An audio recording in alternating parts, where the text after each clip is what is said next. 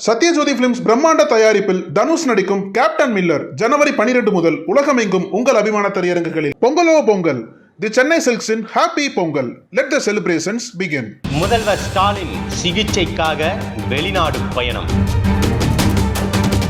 துணை முதல்வராக பதவியேற்க இருக்கும் அமைச்சர் உதயநிதி ஸ்டாலின் ரெக்கை கட்டும் வதந்திகளுக்கு முற்றுப்புள்ளி வைத்த முதல்வர். எனக்கு உடல்நலம் இல்லை, உற்சாகமாக இல்லைன்னு நேற்று ஒரு பத்திரிகையில் எழுதியிருந்தாங்க. அதை படித்தப்போ எனக்கு சிரிப்பு தான் வந்துச்சு. துணை முதல்வர் பற்றிய கேள்விகளுக்கு நச் பதிலடி கொடுத்த அமைச்சர் உதயநிதி ஸ்டாலின்.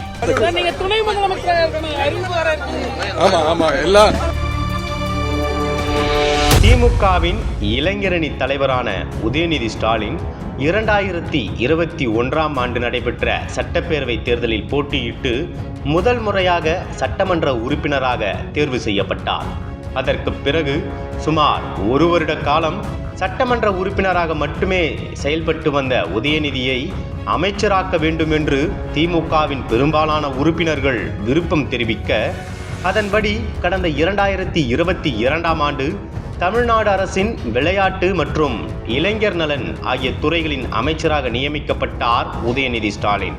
தமிழ்நாடு அரசின் இளைஞர் நலன் மற்றும் விளையாட்டுத் துறையில் சிறப்பாக செயல்பட்டு வந்த அமைச்சர் உதயநிதி ஸ்டாலினுக்கு சிறப்பு திட்ட அமலாக்கத்துறை என்ற முதல்வர் ஸ்டாலின் வகித்து வந்த துறையும் ஒதுக்கப்பட்டது. தமிழ்நாடு அரசு சார்பாக உருவாக்கப்படும் அனைத்து திட்டங்களும் இந்த துறை மூலம்தான் கண்காணிக்கப்படும்.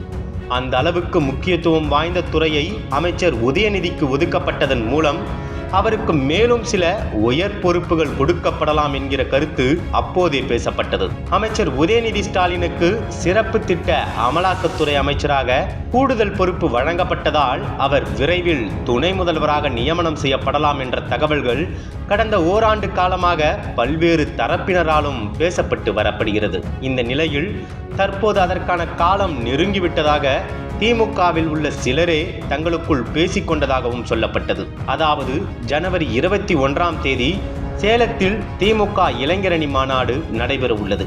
இந்த மாநாட்டிற்கு பிறகு முதல்வர் ஸ்டாலின் ஜனவரி 28ஆம் தேதி வெளிநாட்டுக்கு சுற்றுப்பயணம் மேற்கொள்ள உள்ளார். ஸ்பெயின், அமெரிக்கா உள்ளிட்ட நாடுகளுக்கு அவர் சுற்றுப்பயணம் செய்ய உள்ளார். பொதுவாக முதல்வர்கள் நீண்ட நாட்கள் வெளிநாட்டு பயணம் மேற்கொள்ளும் போது அப்படியான நேரங்களில் தங்களது பொறுப்பை தனக்கு அடுத்தபடியாக உள்ள மூத்த அமைச்சர்களிடம் ஒப்படைத்துவிட்டு செல்வது வழக்கமான ஒன்றுதான். எனவே அந்த அடிப்படையில் மூத்த அமைச்சர்களுக்கு பதிலாக அமைச்சர் உதயநிதி ஸ்டாலினை துணை முதல்வராக்கி முதல்வரின் பொறுப்புகள் அவரிடம் ஒப்படைக்கப்படும் என்று அதற்கான அறிவிப்பு வரும் ஜனவரி 21ஆம் தேதி திமுகவின் சேலம் இளைஞரணி மாநாட்டில் அறிவிக்கப்படும் என்றும் பலரால் பேசப்பட்டது.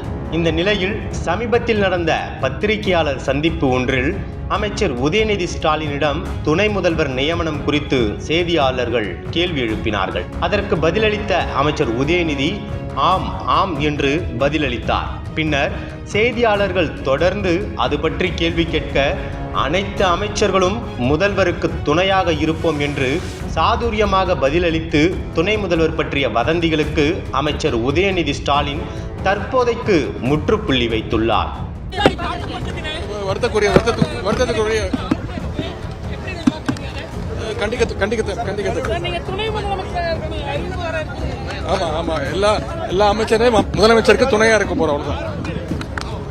அதேபோல் முதல்வர் ஸ்டாலின் வெளிநாட்டு பயணம் செல்வது சுற்றி பார்க்க மட்டுமில்லை, அவர் சிகிச்சைக்காகவே இந்த முறை வெளிநாடு செல்கிறார் என்ற வதந்தியும் சிலரால் பரப்பப்பட்டது.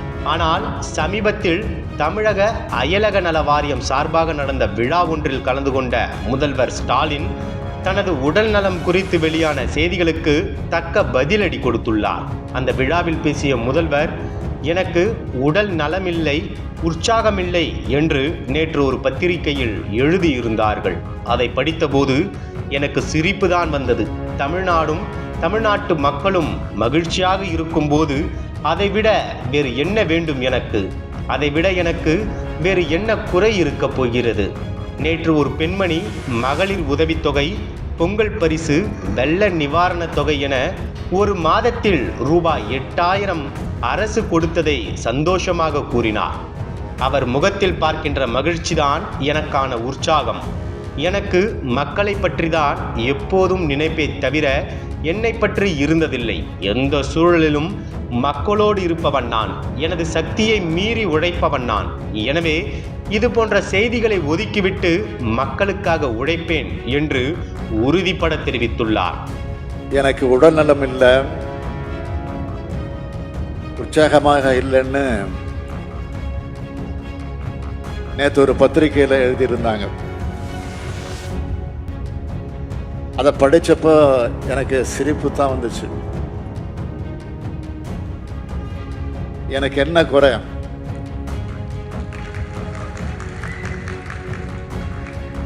தமிழ்நாடு மக்களும் மகிழ்ச்சியாக இருக்கிறப்போ